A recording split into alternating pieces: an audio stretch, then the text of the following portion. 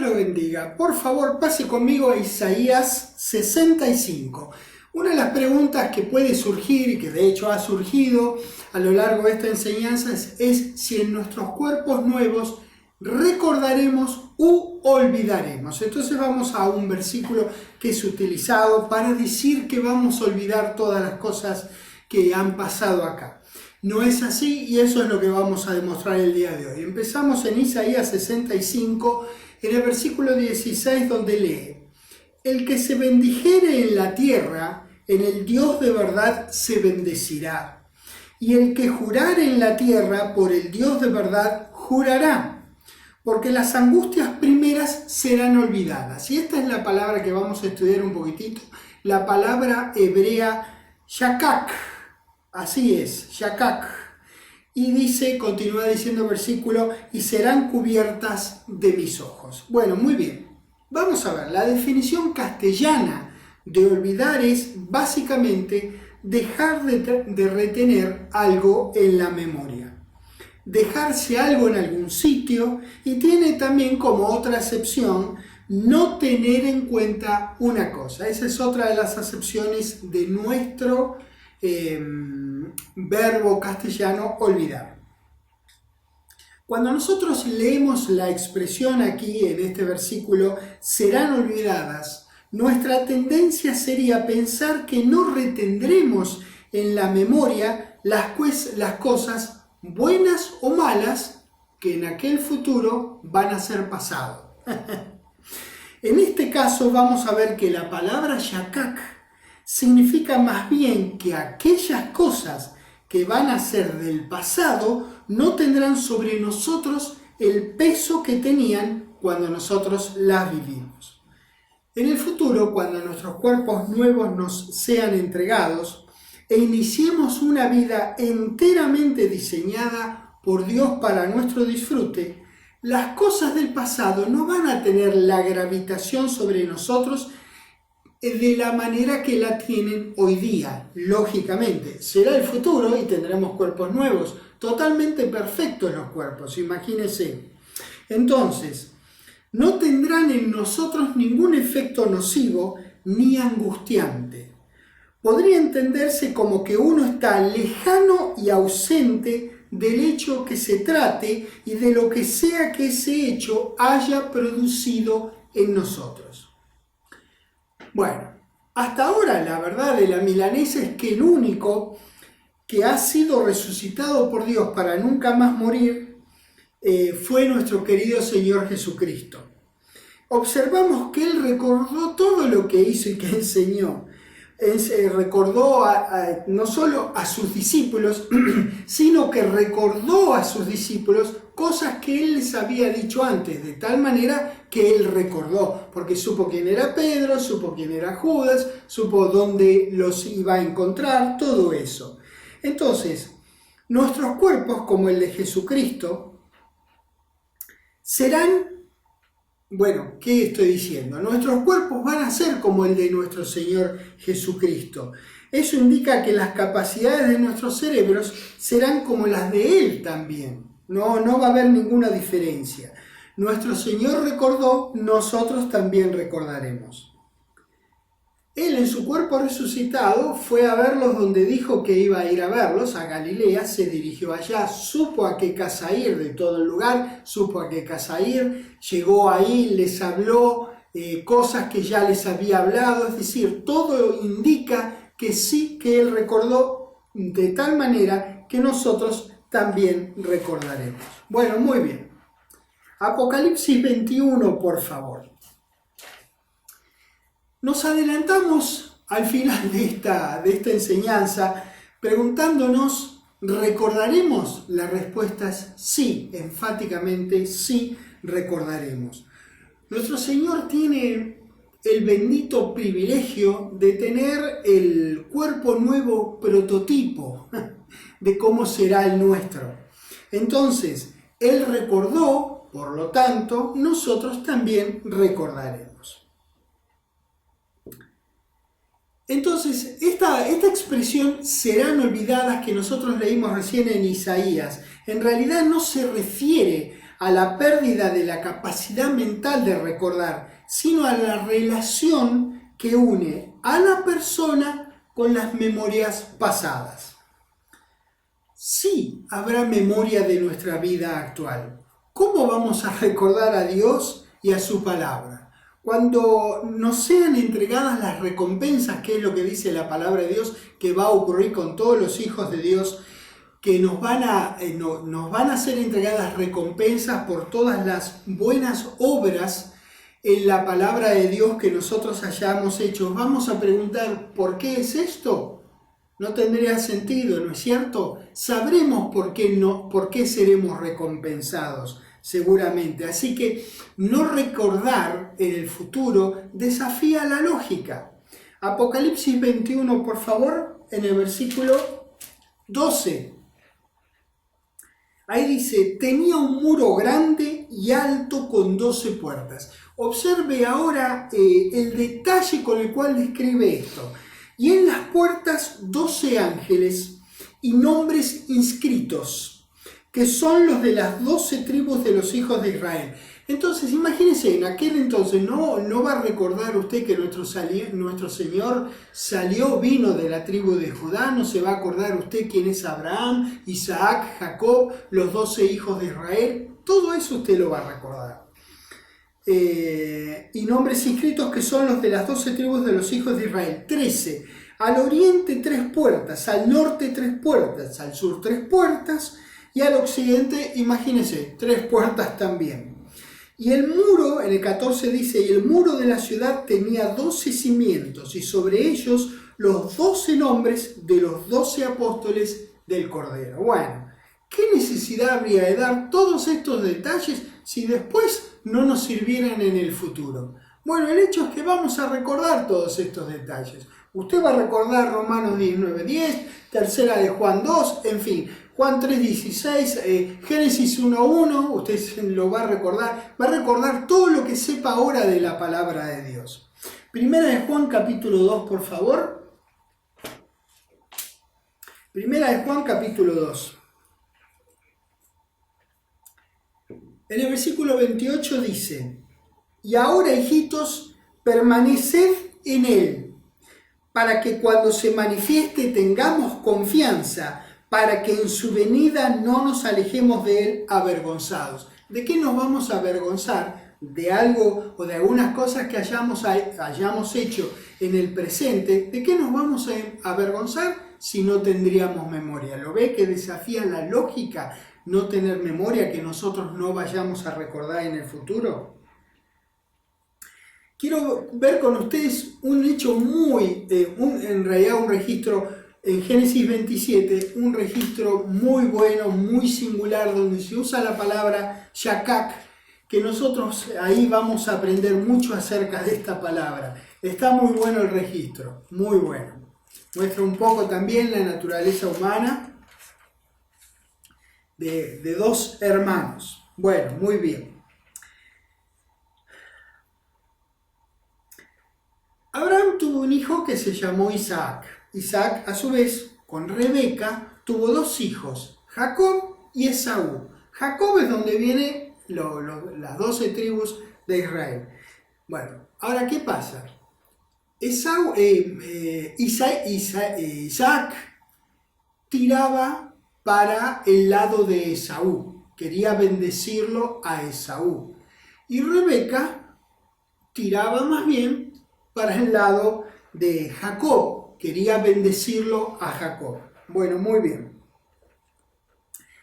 Entonces Rebeca urde un plan para que Isaac bendiga a Jacob pensando que era Esaú. Le comento, en ese entonces Isaac ya estaba deteriorada su vista, entonces no reconocía muy bien, no se daba, obviamente, no podía ver bien y también obviamente no se pudo percatar bien de cómo era la cosa. Entonces Rebeca hizo todo un plan para que Isaac pensara, cuando estaba bendiciéndolo a Jacob, pensara que lo estaba bendiciendo a Esaú. Es muy importante entender esto. Bueno, el plan resulta que le sale bien a Rebeca.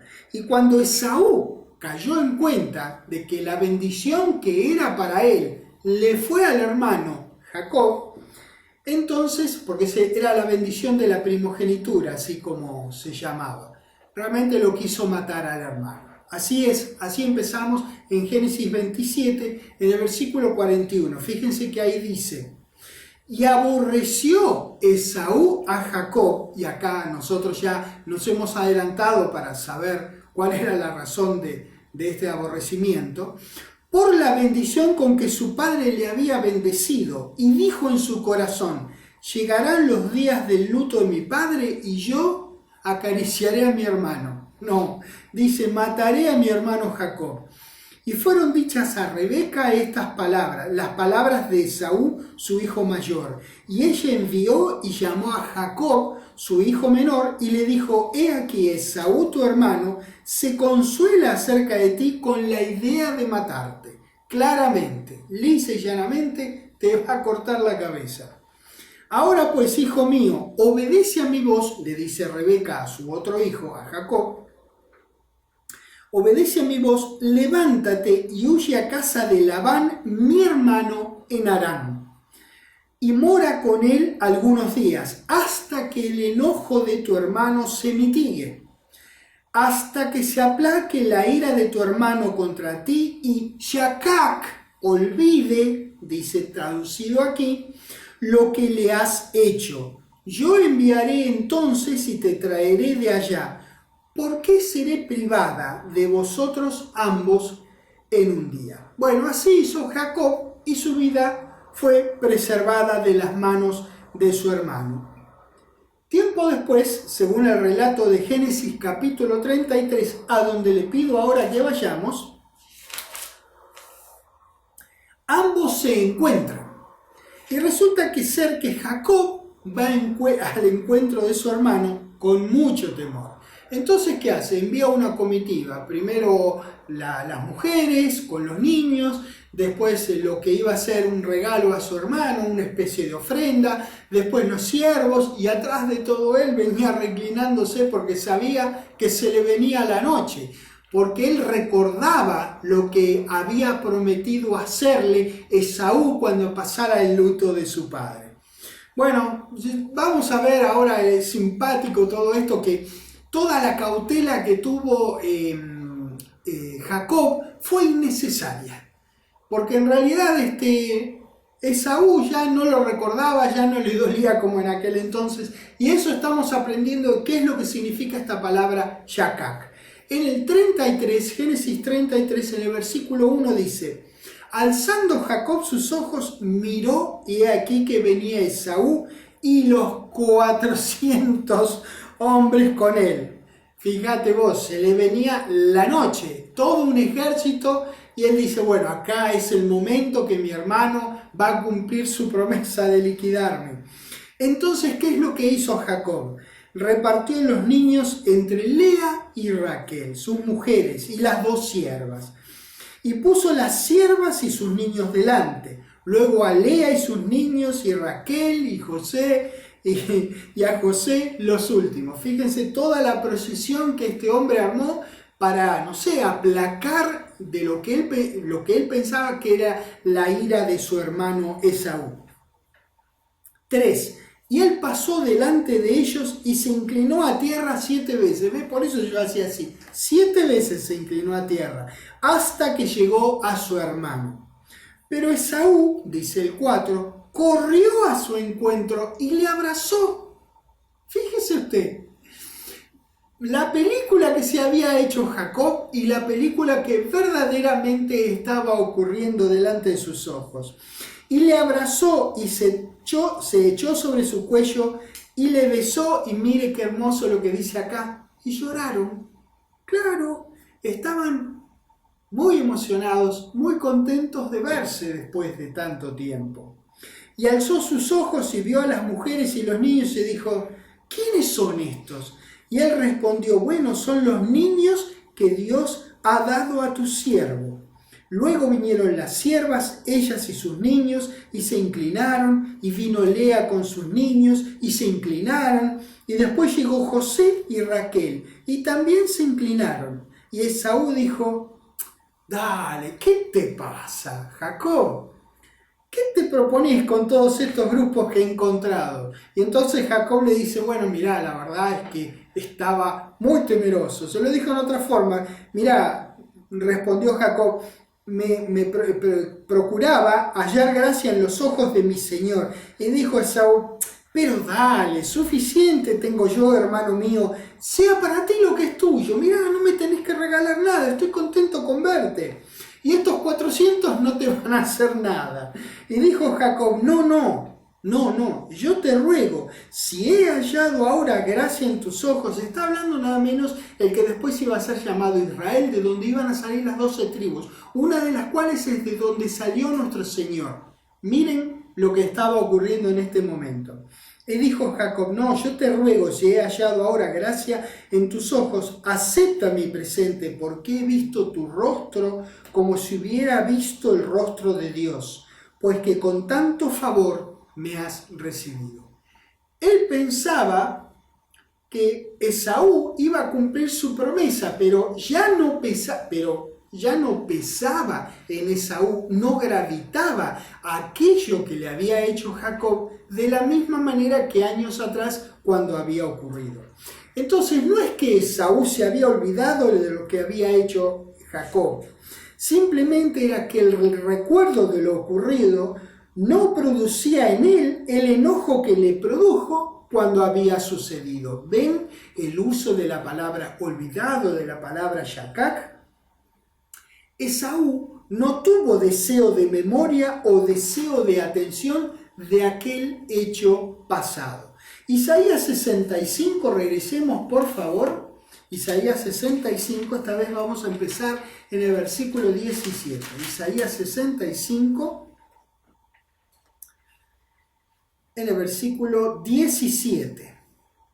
Dice, porque he aquí que yo crearé, dice, cielos y nueva tierra, y de lo primero no habrá memoria, ni más vendrá el pensamiento, mas os gozaréis y os alegraréis para siempre en las cosas que yo he creado. Porque he aquí que yo traigo a Jerusalén alegría y a su pueblo gozo, y me alegraré con Jerusalén y me gozaré con mi pueblo, y nunca más se oirán en ella voz de lloro ni voz de clamor. Vean, esto es algo similar a cuando una persona tuvo una experiencia traumática, muy traumática, realmente, no sé, angustiosa, que le trajo mucha tristeza, que realmente le hirió el alma. Entonces, ya al pasar el tiempo no le quedan heridas emocionales, pues su actual presente es tan maravilloso que simplemente no trae a colación el dolor del pasado. No es que no lo recuerde, simplemente hoy no le afecta como lógicamente le afectó cuando el hecho traumático hubo ocurrido. Bueno, dejen una marca acá y si no, esperen que yo voy a leer ahí en Juan 16 porque les quiero leer un ejemplo que es muy esclarecedor. En realidad el ejemplo no es una situación traumática o desagradable que vamos a ver ahora en Juan capítulo 16 en el versículo 21. Dice, la mujer cuando da a luz tiene dolor porque ha llegado su hora. Pero después que ha dado a luz un niño, ya no se acuerda de la angustia, por el gozo de que haya nacido un hombre en el mundo. También vosotros ahora tenéis tristeza, le dice el Señor Jesucristo a los suyos, pero os volveré a ver, y se gozará vuestro corazón, y nadie os quitará vuestro gozo. Bueno, no habrá nada ni nadie que nos quite a nosotros el gozo que nos dará el vivir en una tierra que fue enteramente preparada para nosotros. La tierra en aquel entonces va a ser como un almacén o una despensa que contiene absolutamente todo lo que necesitamos. Cada cosa que necesitemos, sin excepción, estará en algún estante, en algún lugar de ese almacén, para que nosotros vamos a tener en ese almacén, que será la tierra recreada, crédito infinito, todo nos será suplido. Ahora regresemos a Isaías 65 porque continúa aportando hermosas verdades acerca del futuro que nos espera y que vamos a tener muchas razones hermosas y maravillosas para que lo que nos esté pasando ahora, que sea angustiante o aunque sea maravilloso, va a ser superado por todo lo maravilloso que va a ser nuestra vida futura. Así que ustedes imagínense que aquel nuevo presente será tan bueno, en tan gran manera, que no tendremos razón para sufrir por lo que ahora estemos sufriendo o por tener nostalgias por lo bueno que nos esté pasando ahora. Es decir, lo bueno de aquel futuro va a superar cualquier cosa buena de hoy día, entonces no vamos a tener nostalgia diciendo, ay, lo bien que la pasábamos haciendo tal cosa o en tal lugar. Porque imagínense, aquello bueno va a ser tan bueno, en realidad, que usted no va a extrañar lo bueno de ahora y a usted no le va a afectar lo malo que le afecta hoy día. Eso es en el cuerpo nuevo que nos será dado. Ese cuerpo es parte de la esperanza que nosotros tenemos como hijos de Dios, que nos será dado cuando regrese nuestro Señor Jesucristo. Más bien, cuando nuestro Señor se constituya en las nubes y desde ahí nos llame, nos transforme a los cuerpos a los que estemos vivos y resucite a los que estén durmiendo. Ahí nos será dado un cuerpo nuevo. Isaías 65, vamos al versículo 20. Habíamos leído el 19, vamos al 20. No habrá ya, fíjese todas las cosas acerca del futuro que estamos aprendiendo. No habrá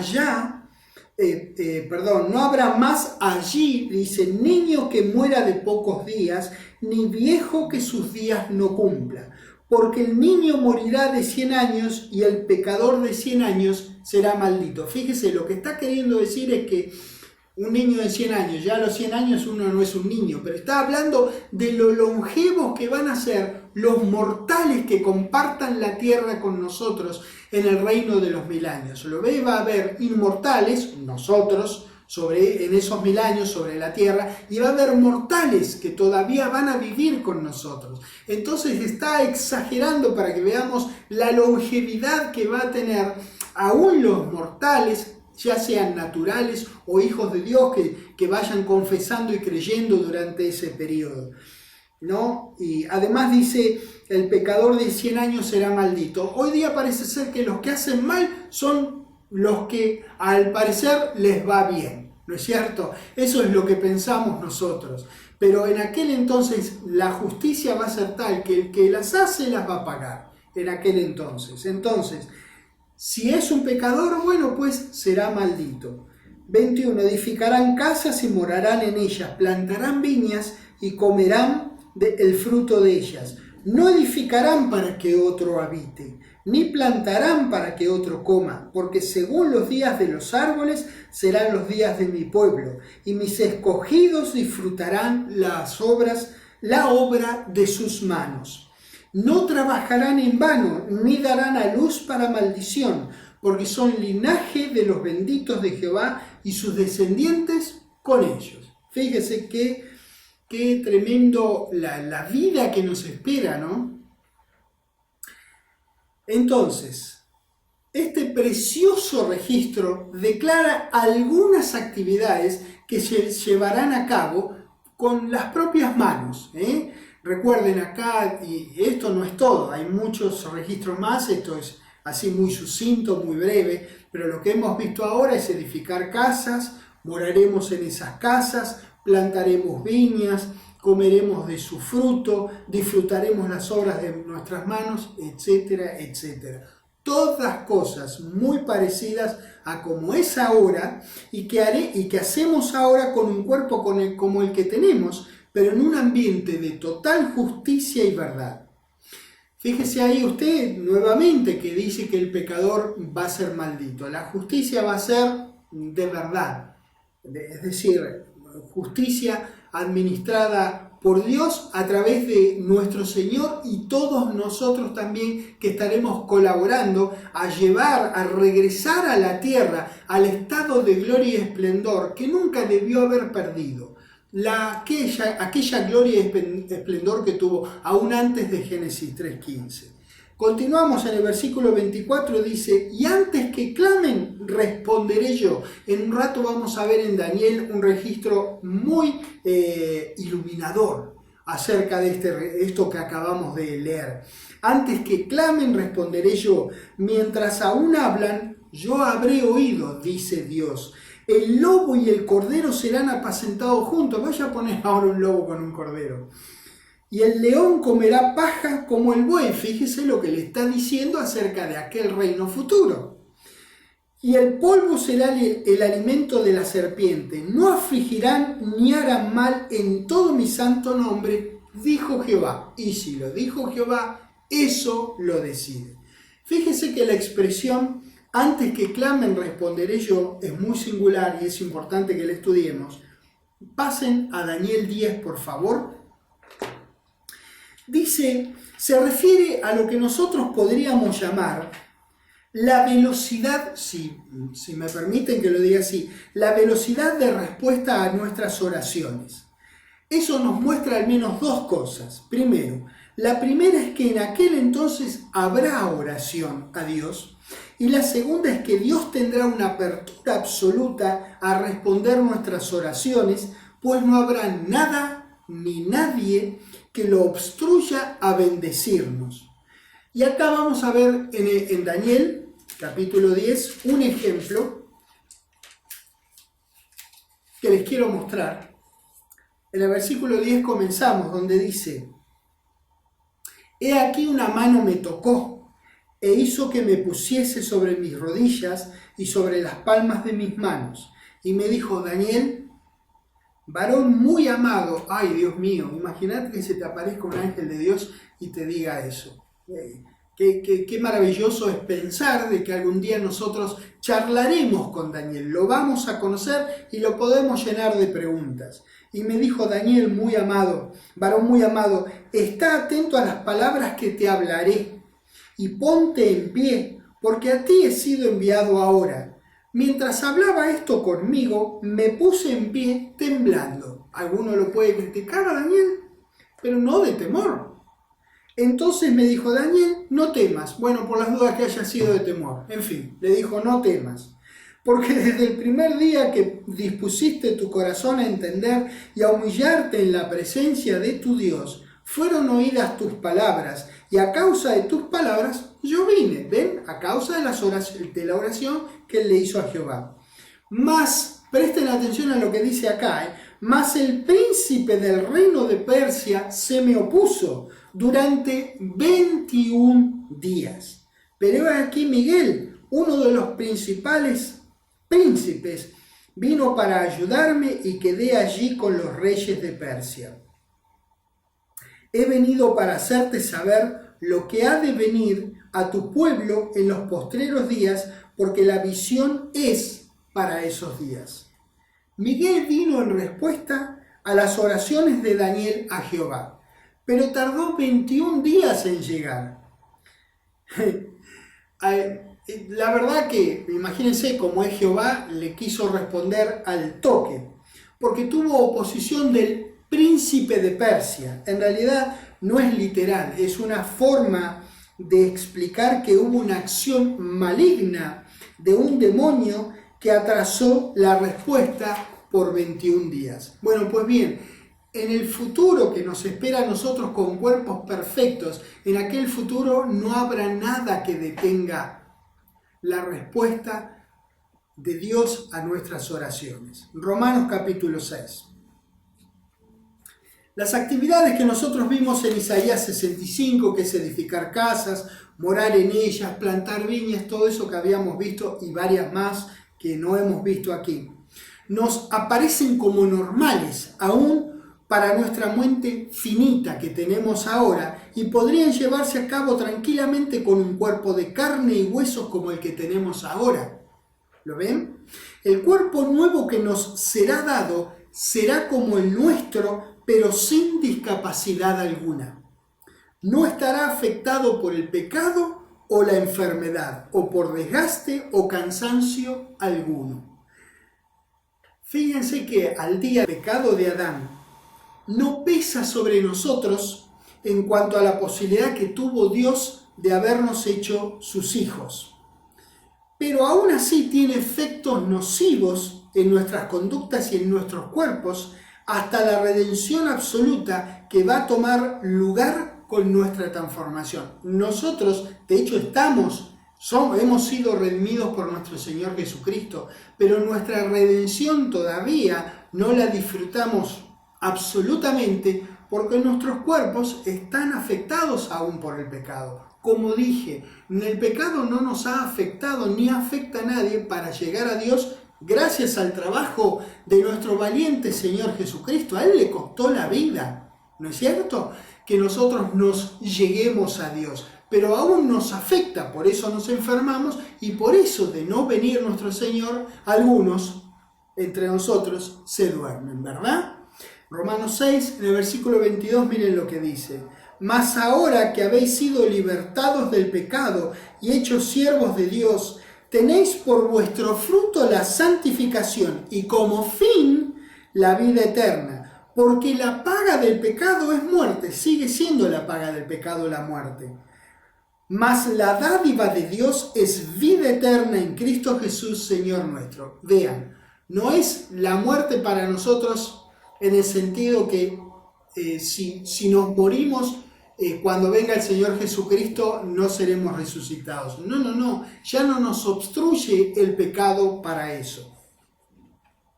Pero vean, en todo caso, el final del camino que todos los seres humanos emprenden a partir del mismísimo momento de haber nacido es la muerte. Ahí termina en realidad todo.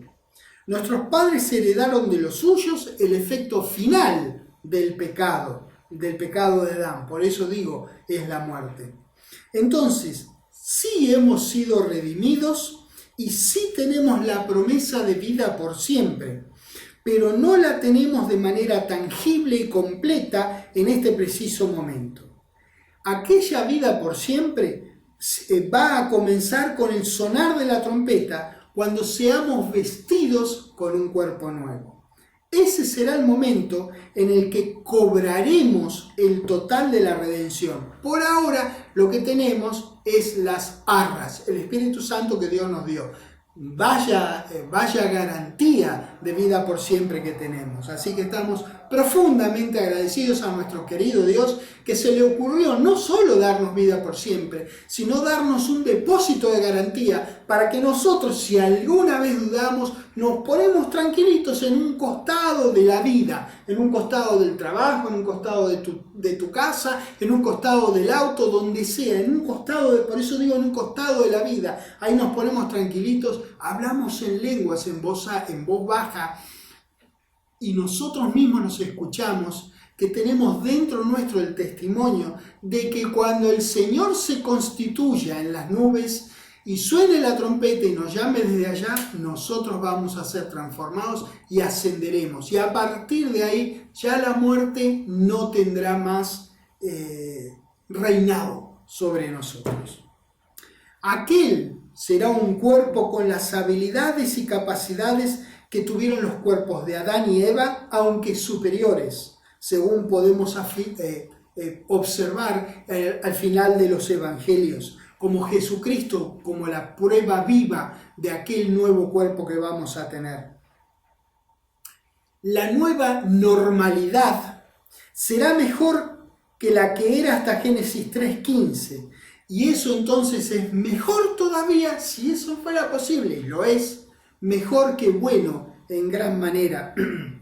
Desde el punto de vista que tenemos hoy día, aquella será una nueva normalidad, yo lo sé, pero en realidad será la normalidad original, pensada por Dios para los suyos desde el principio. Damas y caballeros, hay planeado para nosotros, Dios tiene preparado para nosotros cuando regrese nuestro bendito, nuestro valiente Señor en las nubes y allá nos encuentre, Dios tiene planeado para nosotros un cuerpo nuevo.